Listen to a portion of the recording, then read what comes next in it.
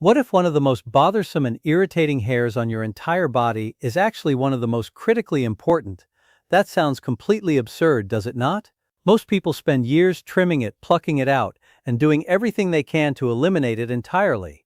But what if I told you that every single breath you draw into your body depends on it performing its designated job properly?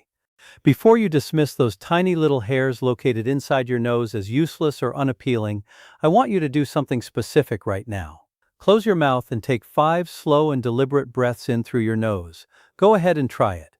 While you are doing that, something genuinely remarkable is occurring. Air is rushing into your body, bringing along with it dust particles, pollen, pollution, smoke particles, pet dander, bacteria, fungal spores, and countless other microscopic particles that are completely invisible to the naked eye. Yet the vast majority of those particles never actually make it to your lungs. And why is that?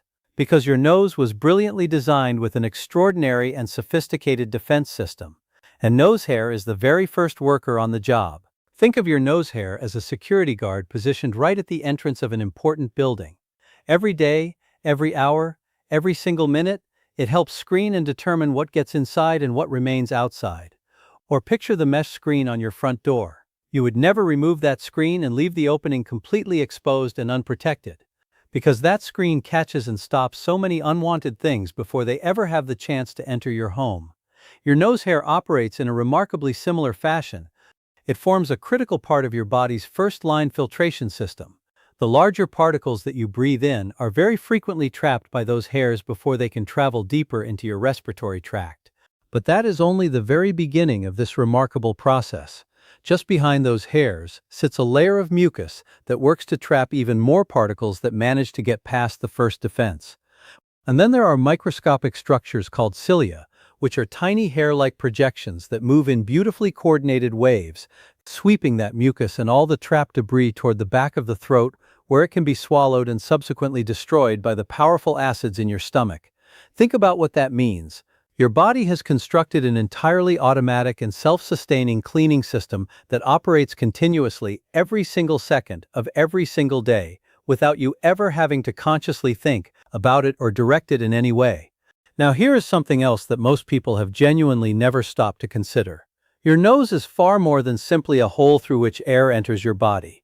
It is in fact a remarkable air conditioning and conditioning system serving your entire respiratory health. When cold air enters through your nose, it gets warmed before it ever reaches your lungs. When dry air enters, moisture is carefully added to it. When contaminated air enters, the filtration process begins immediately. Your nose conditions and prepares the incoming air before it ever makes contact with the delicate and sensitive tissues deeper within your respiratory system. This is one of the primary reasons why breathing through your nose is generally considered far superior to breathing through your mouth. When you breathe through your mouth instead, that entire filtering, warming, and humidifying process is largely bypassed and skipped over.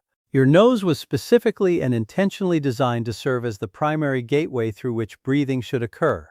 Let us try another quick and simple experiment together. Place your hand a few inches directly below your nose and slowly exhale. Feel that warm and moist air flowing out. Your nasal passages actively help regulate that entire process with every single breath you take.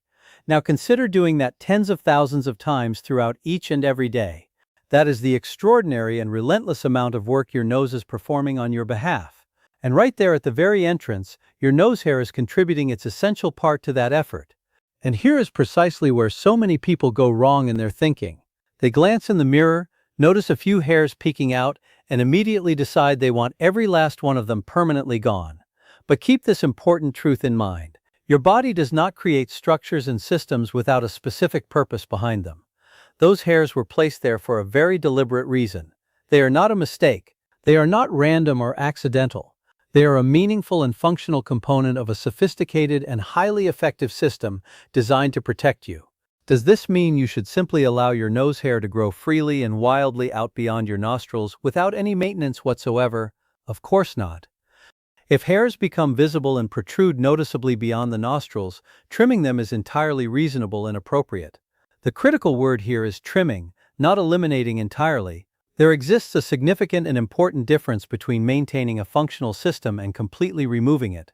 By trimming only what is clearly visible and protruding, you preserve the vast majority of the natural filtration function while simultaneously keeping things neat and well presented. Another genuinely fascinating aspect of all this is how closely and cooperatively your nose works in partnership with your immune system. Every breath you take introduces new environmental particles into your body. The more efficiently and effectively your nose can filter and manage those incoming particles, the less burden and strain is placed on the rest of your respiratory system to deal with them. During allergy season, when pollen counts climb high, or during periods of particularly poor air quality, that filtration system becomes even more valuable and indispensable than usual. The nose itself, the mucus layer, the cilia, and yes, even the nose hair, are all functioning together as a unified and coordinated team working toward the same protective goal. So the very next time you look in the mirror and spot a nose hair, do not immediately view it as a cosmetic problem requiring urgent elimination. Instead, think of it as a tiny and dedicated worker standing guard at the entrance to your body. It does not seek recognition or appreciation. It does not take vacations or days off. It does not call in sick when things get difficult.